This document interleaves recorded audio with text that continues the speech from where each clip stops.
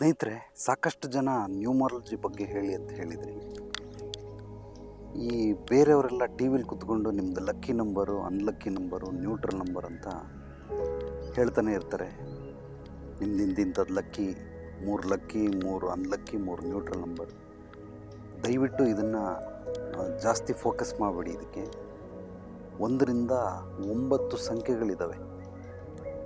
ಅದು 10 ಆದಮೇಲೆ 0 ಬರ್ತದೆ, 11 ಆದಮೇಲೆ 1, 1, 2, 12, 13, ಅದೇ ಥರ 31 ಪ್ರತಿ ತಿಂಗಳು. ಅಂದರೆ ವರ್ಷದಲ್ಲಿ 28 ಕಡಿಮೆ, ಹೆಚ್ಚಂದರೆ 31 ತಾರೀಕುವರೆಗೂ ಬರ್ತದೆ. ಅದನ್ನೆಲ್ಲ ನಾವು ಡಿವೈಡ್ ಮಾಡಿದ್ರೆ ಯಾರ್ಯಾರು ಯಾವ ಸಂಖ್ಯೆಗಳಲ್ಲಿ ಹುಟ್ಟಿದ್ದಾರೆ ಅಂದರೆ ಕೇವಲ 9 ಸಂಖ್ಯೆಗಳಲ್ಲಿ ಮಾತ್ರ ಹುಟ್ಟಿರ್ತಾರೆ. ಲಕ್ಕಿ, ಅನ್ಲಕ್ಕಿ, ನ್ಯೂಟ್ರಲ್ ಅನ್ನೋದನ್ನು ನೀವೇನಾದರೂ ನಶೆ ರೂಪದಲ್ಲಿ ತಗೊಂಡ್ಬಿಟ್ರೆ ಇದರಲ್ಲಿ ನೀವು ಬದುಕಕ್ಕೆ ಸಾಧ್ಯವಿಲ್ಲ. 1-2 ಎಕ್ಸಾಂಪಲ್ಗಳನ್ನು ಹೇಳ್ತೀನಿ.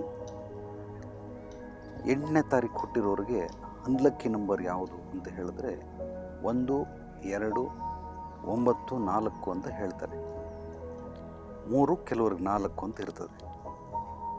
ಈಗ ಲಕ್ಕಿ ನಂಬರ್ ಯಾವುದು ಅಂದರೆ 5, 6 ಮತ್ತು 3 ಅಂತ ಹೇಳ್ತಾರೆ. ನಾನೊಬ್ಬ ಶಿಷ್ಯ ಅಮೇರಿಕದಲ್ಲಿದ್ದಾನೆ. ಇವನಿಗೆ ಕೆಲಸಗಳಾಗೋದಕ್ಕೆ ಅನ್ಲಕ್ಕಿ ನಂಬರಿಂದ ಅವನನ್ನು ಬೆಂಗಳೂರಿಂದ ಅಮೇರಿಕಕ್ಕೆ ಕಳಿಸ್ದೆ. ಅನ್ಲಕ್ಕಿ ನಂಬರ್ನ ಫಾಲೋ ಮಾಡಿಸಿ ಎಕ್ಸಾಮಲ್ಲಿ ಪಾಸ್ ಆಯಿತು. ಇಂಟರ್ನ್ಶಿಪ್ಪಲ್ಲಿ ಕೆಲಸ ಬೇಕಾಯಿತು. ಸೊ ಅನ್ಲಕ್ಕಿ ನಂಬರ್ ಫಾಲೋ ಮಾಡಿ ಕೆಲಸ ಕೊಡಿಸ್ದೆ. ಈಗ ಯಾವುದೋ ಒಂದು ಕೆಲಸದ ಕಂಪ್ನಿಯಿಂದ ಇನ್ನೊಂದು ಕಂಪ್ನಿಗೆ ಜಂಪ್ ಆಗೋದಕ್ಕೆ ಅತ್ಯದ್ಭುತವಾದಂತಹ ಇನ್ನೊಂದು ಅವಕಾಶ, ಅದನ್ನು ಕೂಡ ಅನ್ಲಕ್ಕಿಲೇ ಮಾಡಿಸಿದ್ದೀನಿ. ಈಗ ಎಲ್ಲ ಅನ್ಲಕ್ಕಿಲೇ ಕೆಲಸಗಳಾಗ್ತಾ ಇದೆ ಅಂದಮೇಲೆ ಯಾಕೆ ಬಳಸಬಾರ್ದು? ದಯವಿಟ್ಟು ಲಕ್ಕಿ, ಅನ್ಲಕ್ಕಿ ಅಂತ ಏನಿಲ್ಲ. ಅನ್ಲಕ್ಕಿನ ಬೇಕಾದರೂ ನಾವು ಟ್ರಾನ್ಸ್ಫರ್ ಮಾಡ್ಕೊಳ್ಬಹುದು, ಲಕ್ಕಿನ ಬೇಕಾದರೂ ಮಾಡ್ಕೊಳ್ಬೋದು, ನ್ಯೂಟ್ರಲ್ ಬೇಕಾದರೂ ಮಾಡ್ಕೊಳ್ಬಹುದು. ಉದಾಹರಣೆಗೆ ಮೆಣಸು, ಬೆಳ್ಳುಳ್ಳಿ, ಯಾಲಕ್ಕಿ, ಲವಂಗ, ಈರುಳ್ಳಿ ಇವೆಲ್ಲ ಅಡುಗೆ ಮನೆಯಲ್ಲಿ ಬಳಸುವಂಥ ಪದಾರ್ಥಗಳು. ಉದಾಹರಣೆಗೆ ಈರುಳ್ಳಿಗೆ ಏನು ಆಲ್ಟ್ರೇಷನ್ ಇದೆ? ಏನಿಲ್ಲ, ಈರುಳ್ಳಿನೇ ಅಷ್ಟೇ. ಇದು ಬಿಟ್ಟರೆ ಮೆಣಸಿಗೆ ಏನು ಆಲ್ಟ್ರೇಷನ್ ಇದೆ? ಮೆಣಸಿಗೆ ಏನು ಆಲ್ಟ್ರೇಷನ್ ಇಲ್ಲ, ಮೆಣಸಿನ. ಬೆಳ್ಳುಳ್ಳಿಗೆ ಏನು ಆಲ್ಟ್ರೇಷನ್ ಇದೆ? ಬೆಳ್ಳುಳ್ಳಿನೇ, ಅದಕ್ಕೆ ಯಾವುದು ಆಲ್ಟ್ರೇಷನ್ ಇಲ್ಲ. ಶುಂಠಿಗೇನು ಆಲ್ಟ್ರೇಷನ್ ಇದೆ? ಶುಂಠಿಗೇನು ಆಲ್ಟ್ರೇಷನ್ ಇಲ್ಲ. ನೀವು ಯಾವುದೇ ವಸ್ತುಗಳು ತಗೊಂಡ್ರೂ ಕೂಡ ಅದಕ್ಕೆ ಆಲ್ಟ್ರೇಷನ್ ಇಲ್ಲ. ಅದೇ ರೀತಿ ಸಂಖ್ಯೆಗಳು ಅಷ್ಟೇ. ಬೆಳ್ಳುಳ್ಳಿ ಕೆಲಸನೇ ಮಾಡ್ತದೆ ಹೊರತು ಬೇರೆದ್ರ ಕೆಲಸ ಮಾಡೋದಿಲ್ಲ. ಅದು ಶುಂಠಿ ಕೆಲಸನೇ ಮಾಡುತ್ತೆ ಹೊರತು ಬೇರೆದ್ರ ಕೆಲಸ ಮಾಡೋದಿಲ್ಲ. ಪುದೀನ ಸೊಪ್ಪು ಅಂತಾರೆ, ಅದಕ್ಕೆ ಆಲ್ಟ್ರೇಷನ್ ಏನು? ಆ ಪುದೀನ ಥರ ಟೇಸ್ಟು, ಅದರೊಳಗಡೆ ಇರೋವಂಥ ಪೋಷಕಾಂಶಗಳು, ಸತ್ವಾಂಶಗಳು ಬೇರೆ ಯಾವುದ್ರಲ್ಲಿ ಸಿಗುತ್ತೆ? ಸಿಗೋದಕ್ಕೆ ಸಾಧ್ಯವಿಲ್ಲ. 1:20 ಅಂತಾರೆ, ಅಲ್ಪ ಸ್ವಲ್ಪ ಅದರ ಒಂದು ಪ್ರಮಾಣ ಇರಬಹುದೇ ಹೊರತು ಅದಕ್ಕೆ ಆಲ್ಟ್ರೇಷನ್ ಇಲ್ಲ. ತುಳಸಿಗೆ ಆಲ್ಟ್ರೇಷನ್ ಏನು? ತುಳಸಿಗೇನು ಆಲ್ಟ್ರೇಷನ್ ಇಲ್ಲ. ಬೇವಿಗೆ ಆಲ್ಟ್ರೇಷನ್ ಏನು? ಕಹಿ ಇರೋದು, ಹಾಗಲಕಾಯಿ ಕೂಡ ಕಹಿ ಇದೆ, ಆದರೂ ಹಾಗಲಕಾಯಿ ಥರ ಬೇವು ಟೇಸ್ಟ್ ಬರಲ್ಲ, ಬೇವಿನ ಥರ ಹಾಗಲಕಾಯಿ ಬರೋದಿಲ್ಲ. ಇದೆಲ್ಲವೂ ಒಂದೊಂದೇ, ಚೆನ್ನಾಗಿ ತಿಳ್ಕೊಳ್ಳಿ. ಹಾಗಲಕಾಯಿ ಬೇರೆ ಬೇರೆ ಕೆಲಸ ಮಾಡುತ್ತೆ, ಬೇವು ಬೇರೆ ಬೇರೆ ಕೆಲಸ ಮಾಡುತ್ತೆ, ಬೆಳ್ಳುಳ್ಳಿ, ಶುಂಠಿ, ಯಾಲಕ್ಕಿ, ಮೆಣಸು, ಲವಂಗ ಇದೆಲ್ಲವೂ ಬೇರೆ ಬೇರೆ ಕೆಲಸ ಮಾಡುತ್ತೆ. ಅದೇ ರೀತಿಯೇ ನಂಬರ್ಗಳು ಅಷ್ಟೇ ಬೇರೆ ಬೇರೆ ರೀತಿ ಕೆಲಸ ಮಾಡುತ್ತೆ. ಹೆಣ್ಣುಮಕ್ಕಳಿಗೆ ಅಡುಗೆ ಮನೆಯಲ್ಲಿರೋ ಐಟಮ್ಗಳನ್ನು ಉಪಯೋಗಿಸೋದಕ್ಕೆ ಅತ್ಯದ್ಭುತವಾಗಿ ಗೊತ್ತಿದೆ. ತುಂಬ ಟೇಸ್ಟಾಗಿ ಬರಬೇಕು, ಯಾವುದು ಬಳಸಿದ್ರೆ, ಎಷ್ಟು ಬಳಸಿದ್ರೆ ಟೇಸ್ಟ್ ಹೇಗೆ ಬರುತ್ತೆ ಅಂತ ಚೆನ್ನಾಗಿ ಗೊತ್ತಿರುತ್ತೆ.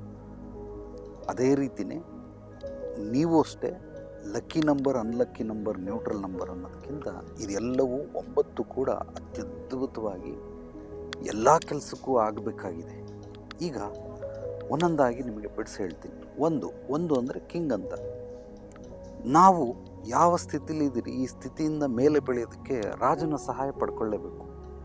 ಯಾರಿಗೋ ಒಂದು ಅನ್ಲಕ್ಕಿ ಅಂತ, ಅವನಿಗೆ ರಾಜ ಬೇಡವ ಹಾಗಾದರೆ?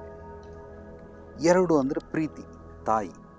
ಲವ್ ಯಾರಿಗೂ ಬೇಡವ, ಪ್ರೀತಿ ಬೇಡವ ಹಾಗಾದರೆ? ಎಷ್ಟೋ ಜನಕ್ಕೆ 2 ಅನ್ಲಕ್ಕಿ ನಂಬರ್ ಅಂತ ಅವ್ರನ್ನ ಬಿಟ್ಬಿಡ್ತಾರೆ. ಪ್ರೀತಿ ಬೇಡವ ಅವ್ರಿಗೆ ಜೀವನದಲ್ಲಿ. 3 ಗುರುಗಳಿಲ್ಲದೆ ಮುಂದೆ ಗುರಿ ಹಿಂದೆ ಗುರು ಅಂತ ಸಾಕಷ್ಟು ಬಾರಿ ಹೇಳ್ತಾನೆ ಇರ್ತೀನಿ.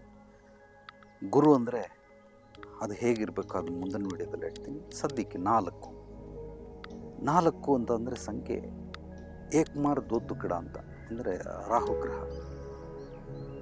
ಯಾರು ಹೇಳ್ತು ರಾಹು ಕೆಟ್ಟವನು ಅಂತ, ಅನ್ಲಕ್ಕಿ ನಂಬರ್ ಅಂತ. ರಾಹುವಿನಿಂದ ಆಗುವಂಥ ಕೆಲಸಗಳು ಒಂದಾ ಎರಡ, ಯಾವ ಸಂಖ್ಯೆಗೂ ಇಲ್ಲದೇ ಇರೋವಂಥ ಅತ್ಯದ್ಭುತವಾದ ಶಕ್ತಿ ರಾಹುಗಿದೆ. ಅದನ್ನು ಬಳಸ್ಕೊಳ್ಳೋ ವಿಧಾನ ಮನುಷ್ಯನಿಗೆ ಗೊತ್ತಿಲ್ಲ ಪಾಪ. ಆದ್ದರಿಂದ ಹೀಗೆ. ಇನ್ನು ಇದು ಬಿಟ್ಟರೆ 5 ಬುಧ ಗ್ರಹ. ಬುದ್ಧಿ ಯಾರಿಗೆ ಬೇಡ? ಬುದ್ಧಿ ಯಾರಿಗೆ ಬೇಕಾಗಿಲ್ಲ? ಖಂಡಿತವಾಗ್ಲೂ ಬುದ್ಧಿ ಬೇಕೇ ಬೇಕು. ಶುಕ್ರ ಶ್ರೀಮಂತಿಕೆ ಯಾರಿಗೆ ಬೇಡ? ಶ್ರೀಮಂತಿಕೆ ಬೇಕೇ ಬೇಕು. ಕೇತು ಗ್ರಹ ಜ್ಞಾನ ಯಾರಿಗೆ ಬೇಡ? ಜ್ಞಾನ ಬೇಡವ? ಯಾರಿಗೂ ಜ್ಞಾನ ಬೇಡವ? ಬೇಕು. 8 ಶನಿ ಅಂದರೆ ನಿಷ್ಠಾವಂತ. ಹಾನೆಸ್ಟ್ ಆಗಿರೋದು ಯಾರಿಗೂ ಇಷ್ಟ ಇಲ್ವಾ? ಖಂಡಿತವಾಗ್ಲೂ ಇಷ್ಟ ಇದೆ. 9 ಧೈರ್ಯ, ಸಾಹಸ, ಪರಾಕ್ರಮ.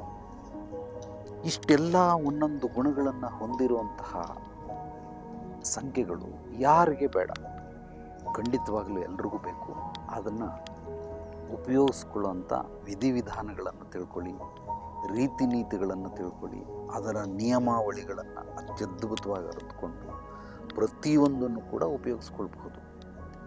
ನನ್ನ ಹತ್ರ ಹಲವಾರು ಈ ಕೇಸ್ಗಳಿಗೆ ಸುಮಾರು ಜನ ಬರ್ತಾ ಇರ್ತಾರೆ.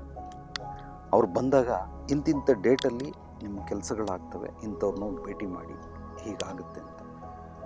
ಆಯಿತು, ಕಂಪ್ಲೀಟ್ ಆಯಿತು ಅಂತ ಬಹಳ ಖುಷಿಯಿಂದ ಬಿಡ್ತಾರೆ. ಈಗ ನಾನು ಅವ್ರಿಗೆ ಲಕ್ಕಿ ನಂಬರಲ್ಲೇ ಹೇಳ್ತೀನಿ, ಅನ್ಲಕ್ಕಿ ನಂಬರಲ್ಲಿ ಹೋಗಬೇಡಿ ಅಂತಂದರೆ ಆ ಕೆಲಸಗಳೆಲ್ಲ ಆಗೋದಿಲ್ಲ.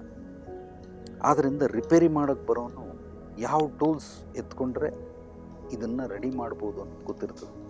ನನಗೆ ಈ 9 ಸಂಖ್ಯೆಗಳು ಕೂಡ 9 ಟೂಲ್ಸ್ಗಳಿದ್ದಂಗೆ, ಯಾವುದನ್ನು ಬೇಕಾದರೂ ಎತ್ಕೊಂಡು ರಿಪೇರಿ ಮಾಡ್ತೀನಿ.